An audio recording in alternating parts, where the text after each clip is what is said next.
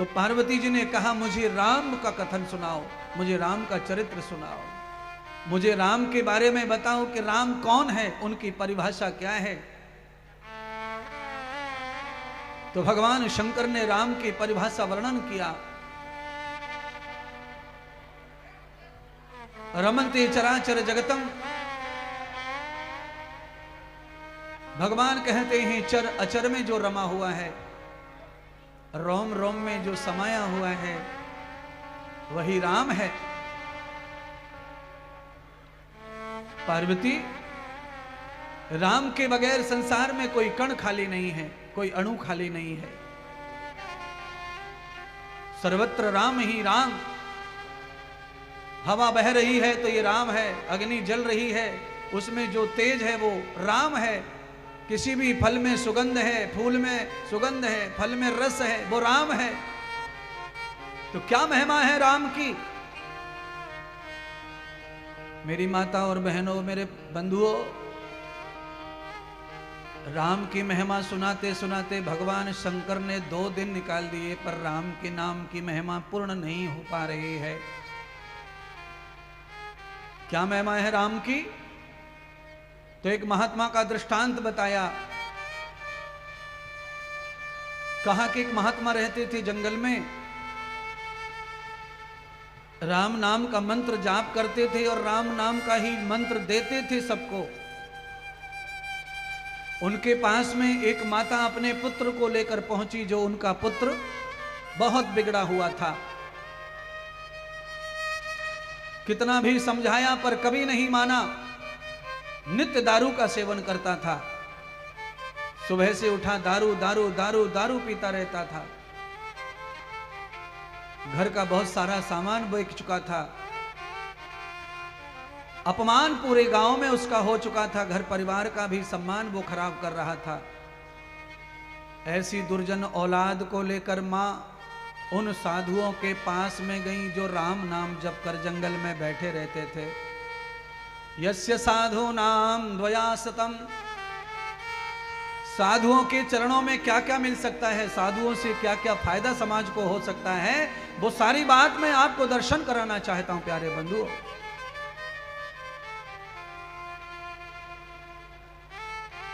औरत ने अपने सारे दुख बताए। मुझे बचा लो महात्मा जी, मुझे बचा लो गुरु जी, मेरा बेटा इतना दुष्ट है, दुर्जन है, कृपा करो आप इसे आश्रम में रख लो। सोहबत बदलेगी, संग बदलेगा तो हो सकता है सुधर जाए। महात्मा ने कहा देवी कोई बात नहीं, रख दो। उस लड़के ने कहा बाबा ओ गुरुजी, मैं तुम्हारे आश्रम में रुक तो जाऊंगा, पर मैं तुम्हारी एक बात ना मानूंगा, एक बात ना सुनूंगा। महात्मा ने कहा मत मानना मत सुनना, पर रुक तो जा।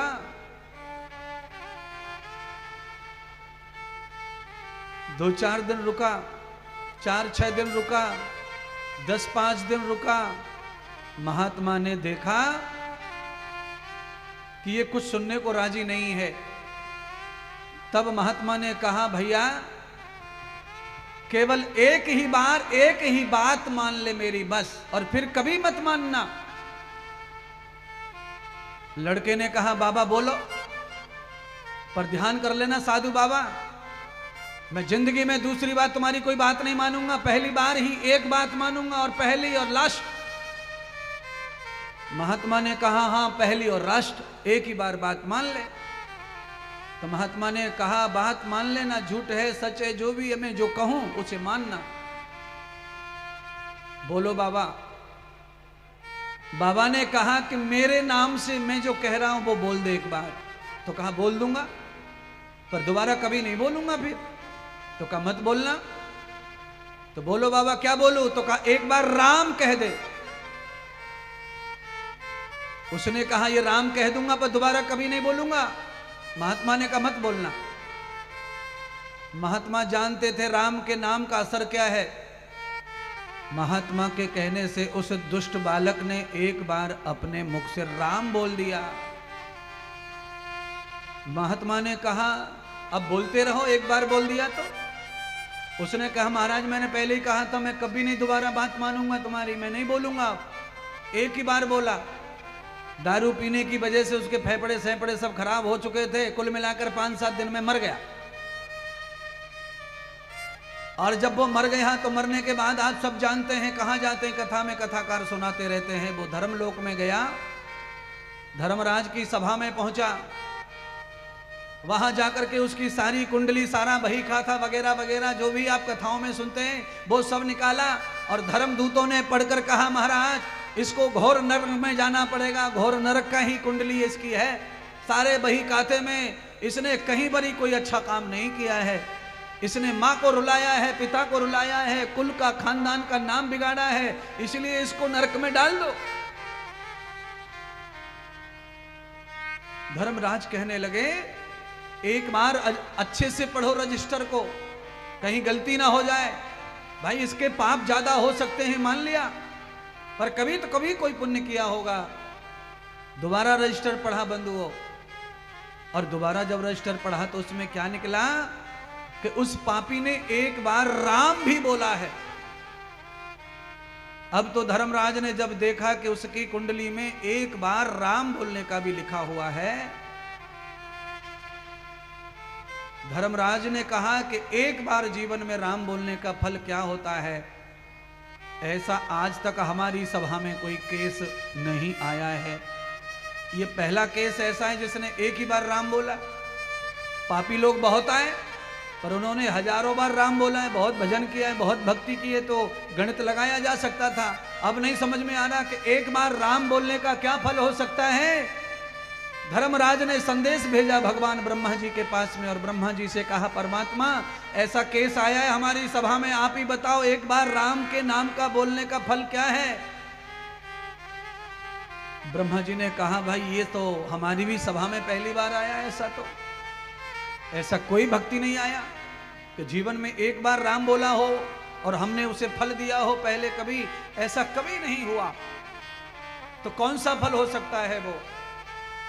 ब्रह्मा जी ने शंकर भगवान से पूछा, शंकर भगवान ने भी वही जवाब दिया, हे ब्रह्मा जी, हमारी सभा में भी मेरा भी कोई भगत आज तक ऐसा नहीं आया जिसने एक बार ही राम का नाम पढ़ा हो और उसे कोई फल हमने दिया हो।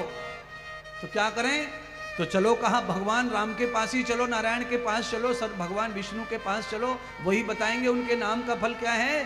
तो सब ब्रह्मा विष्णु मिलकर के वहां पहुंचे भगवान नारायण के पास में, और वहां जाकर अपनी परेशानी बताई। महाराज एक व्यक्ति इतना महापापी है और उसने आपका नाम एक बार जपा है, पर एक नाम का फल क्या होता है वो हमने कभी नहीं देखा, कभी पढ़ा न लिखा न किसी को दिया। आपके नाम का क्या फल है आप ही बताओ। भगवान नारायण भी सट्टवट रह गए महाराज। भगवान स्वयं चिंता में पड़ गए कि मेरे एक नाम का फल क्या है, ये तो मैंने भी कभी अपने भक्त को नहीं दिया है, मुझे तो स्वयं ही नहीं पता कि एक नाम का क्या फल हो सकता है। तो अब क्या करें क्या करें, बड़ी परेशानी में पड़ गए। और धर्मराज के यहाँ ऐसा हो नहीं सकता कि किसी भी कर्म को क्षमा कर दिया जाए या किसी कर्म को डुबा दिया जाए। एक नाम का जो भी फल होगा उसका फल तो देना ही पड़ेगा। अब किसी के पास में कोई निर्णय नहीं है, तो अंत में भगवान विष्णु पर छोड़ दिया कि हे प्रभु, आपका नाम जपा है इसने, आप ही निर्णय करो, आप जो बोलेंगे सो।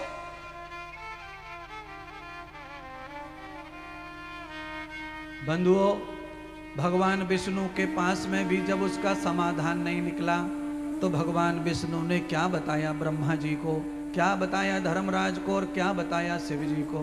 हे महादेव, हे ब्रह्मदेव, हे धर्मदेव, इसने मेरा नाम लिया है और इसको देने के लिए किसी के पास में कोई फल नहीं है और कोई समझ भी नहीं पा रहा कि एक नाम का क्या फल हो सकता है। तो आप सब ऐसा करो, इस पापी को नरक में न डालो, इसने मेरा एक नाम लिया है। आज से मैं ये ऐलान करता हूं कि मेरा कोई एक नाम भी ले लेगा भूल में चूक में, तो भी वो मेरे ही धाम का वासी हो जाएगा। परमात्मा ने उस पापी को अपने धाम में रख लिया।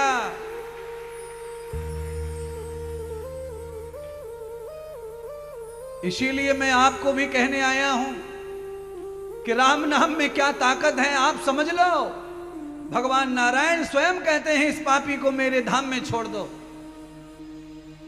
अब इसका मतलब उल्टा मत निकाल लेना इसका मतलब ऐसा मत कर लेना कि रात दिन पाप करते रहो, खाली एक बार राम बोल के छोड़ दो। ना ना ना ना ना ना ना, उसके लिए नहीं है, ये छूट नहीं दे रहा हूं, आरक्षण नहीं है कथा में, केवल बताया है कि नाम की महिमा क्या हो सकती है।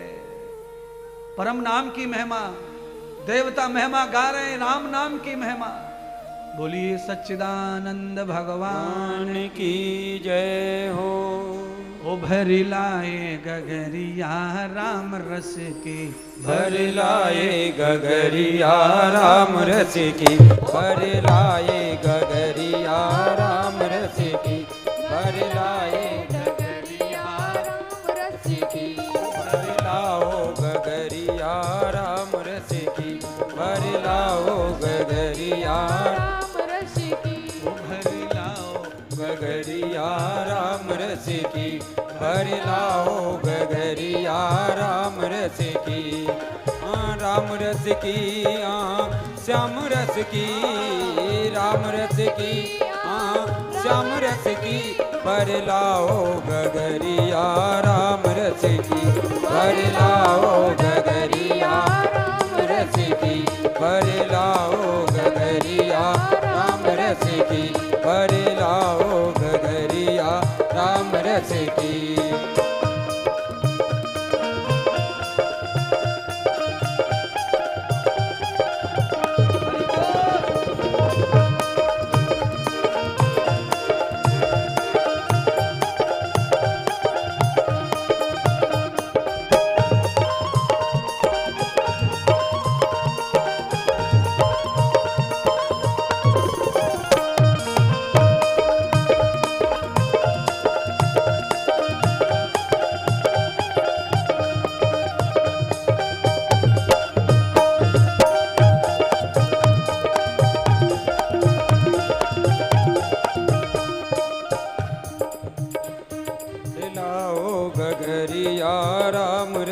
की लाओ गगरिया राम रस की, भर लाओ गगरिया राम रस की, भर लाओ डगरिया राम रस की, राम रस की श्याम रस की, राम रस की श्याम रस की, भर लाओ गगरिया राम रस की, भर लाओ गगरिया राम रस की, भर लाओ गगरिया राम रस की, भर लाओ गगरिया राम रस की।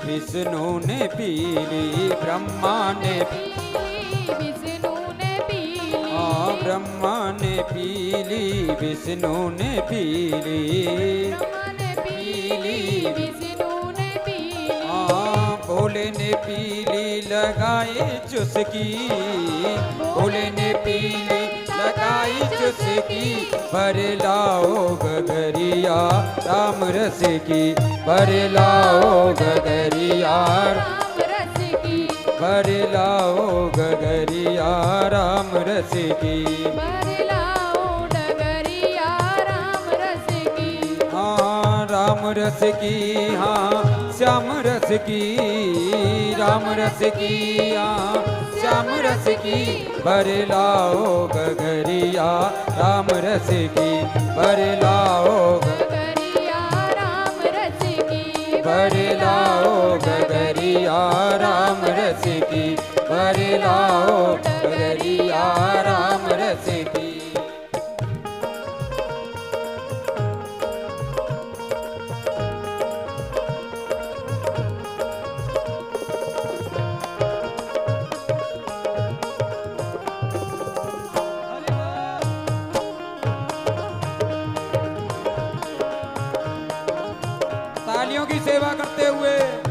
बोलिए श्री सतगुरुदेव भगवान की।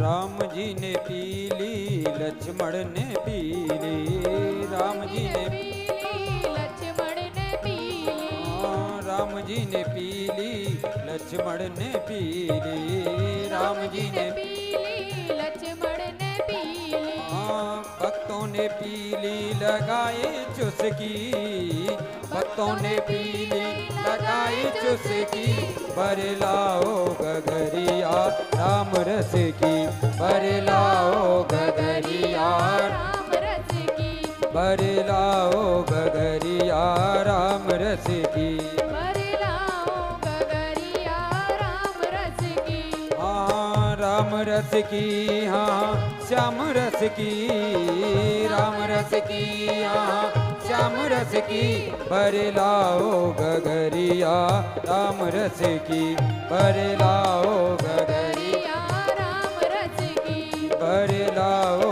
गगरिया राम रस की। बरलाओ गगरिया राम जय हो।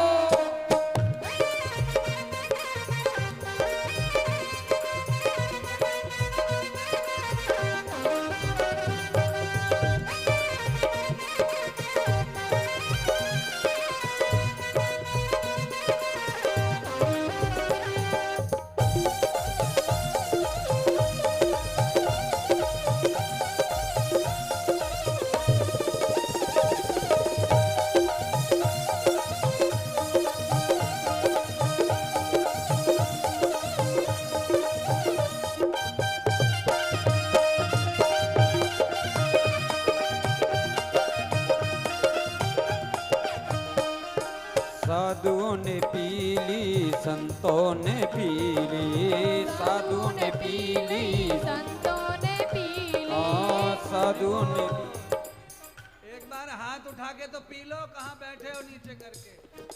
हाँ, साधुओं ने पी ली, संतों ने पी ली, साधुओं ने पी ली, संतों ने पी ली, नारद ने पी ली लगाई चुस्की, नारद ने पी ली लगाई चुस्की, बरलाओ गगरिया राम रस की, बरलाओ गगरिया राम रस की, बरलाओ गगरिया राम रस की, बरलाओ गगरिया राम रस की, हाँ राम रस की, हाँ श्याम रस की, राम रस की, हाँ राम रस की, बरलाओ गगरिया राम रस की, बरलाओ गगरिया राम रस की, बरलाओ गगरिया राम रस की, बरलाओ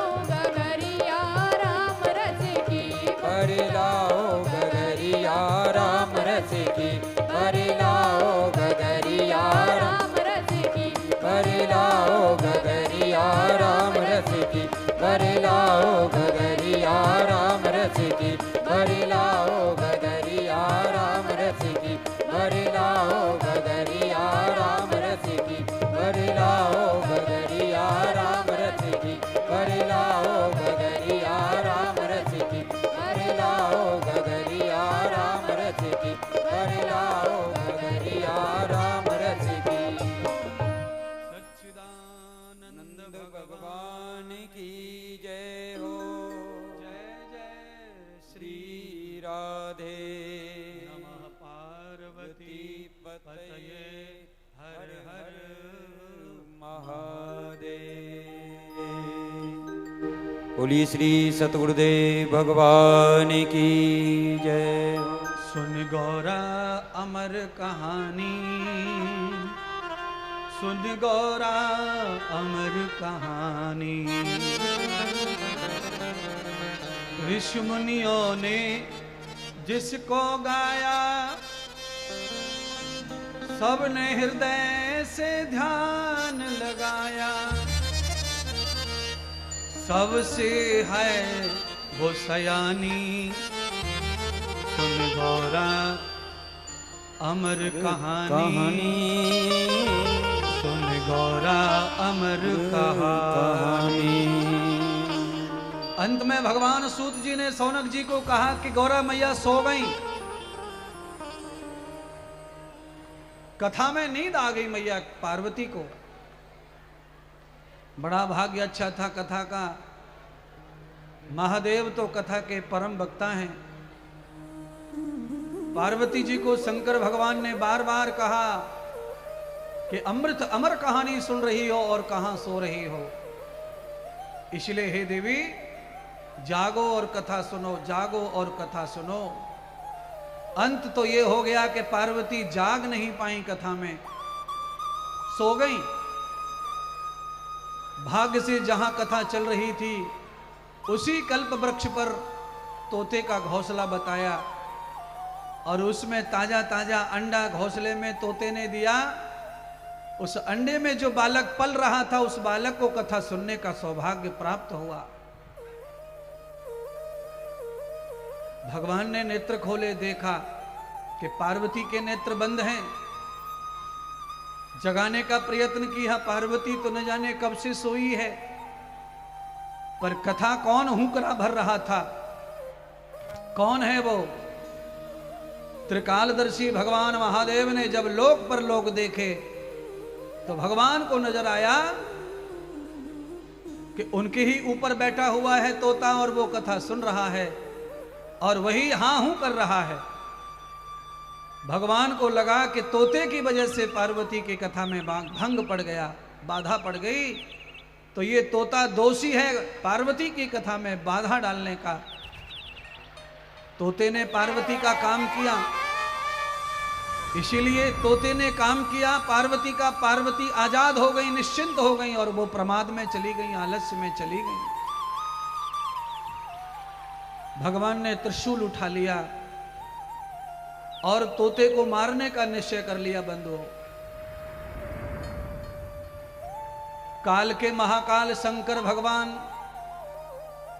मेरी कथा पे सबको ध्यान देने की जरूरत है। मैंने कहा चौथा दृष्टांत कि भागवत कथा से क्या प्राप्त होता है, तो अब वो समय आ गया कथा में समझने का। इतनी देर लग गई, पर अब आप चौथी बार मैं कह रहा हूं भगवत में क्या मिलता है, कथा में क्या मिलेगा कथा से। तो अब आगे की कथा समझ लो, क्या मिलेगा कथा से, क्या मिल रहा है।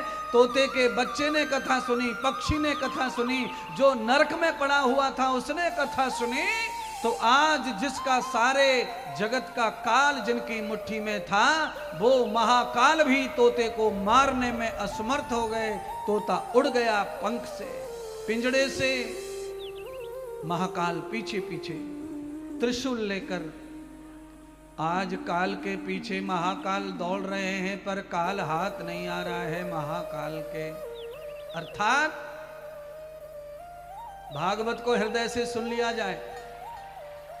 पिंजड़े में बैठकर, पिंजड़े का मतलब होता है मानव शरीर। ये पिंजड़ा यहीं पड़ा रह जाएगा, तस्वीर निकल के चली जाती है और लोग इस खाली पिंजड़े को जला के राख कर देते हैं। तोते ने पिंजड़े में बैठकर भगवान की कथा सुन ली। आज शंकर मारना चाहते हैं तोते के बच्चे को, क्योंकि उसने बाधा डाली है कथा में। शंकर पार्वती के बीच में आ गया। शंकर भाग रहे हैं पीछे पीछे, छोड़ूंगा नहीं तुझे, कहां जाएगा मुझसे बचकर। आगे आगे तोता, पीछे पीछे शंकर। अर्थात इसका सीधा मतलब है, भागवत से मिलता है एक बार श्रद्धा पूर्वक भागवत की 7 दिवसीय कथा को मन लगा करके सुन लिया जाए, तो फिर आपके पीछे पीछे काल दौड़ेगा, पर आपको काल खाएगा नहीं, काल आएगा नहीं। जब आपकी मृत्यु का धर्म आ जाएगा, जब आप 100 साल पूरे कर जाएंगे, तब मृत्यु आकर के प्रणाम करेगी आपको और कहेगी अब तो चलो, अब तो शरीर भी काम नहीं दे रहा है, आंखें भी काम नहीं दे रही हैं, हाथ भी काम नहीं दे रहे, अब हमारे संग चलो। धरती लोक पर बिना हाथ वाला, बिना आंख वाला, कमजोर शरीर वाला, बीमार शरीर वाला रहना अच्छा नहीं है। धरती पे रहना है तो तंदुरुस्त रहो, तब धरती अच्छी है। बीमार रहो, बुढ़ापे में रहो तो धरती रहना अच्छा नहीं है। क्यों?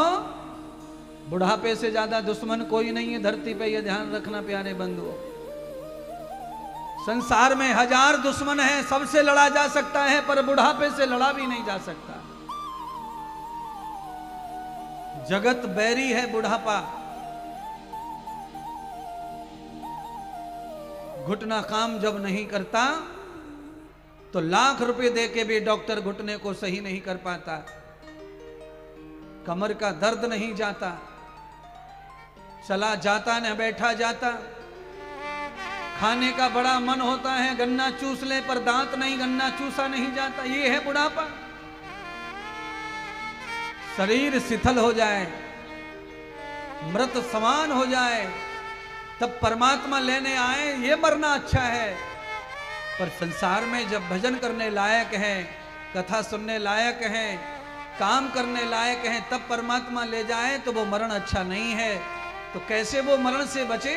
तो कहा तावति त्वया भागवतम कृतान दर्शनम प्रभान स्रवतौर नेत्रम कर्णय। कथा में जाइए, जो भी कथा में महापुरुष आते हैं उनका दर्शन और कानों से कथा सुनिए। हाथों से कथा में कोई सेवा हो जाए वो सेवा कीजिए। शरीर से कथा में नृत्य करो, गाओ, नाचो।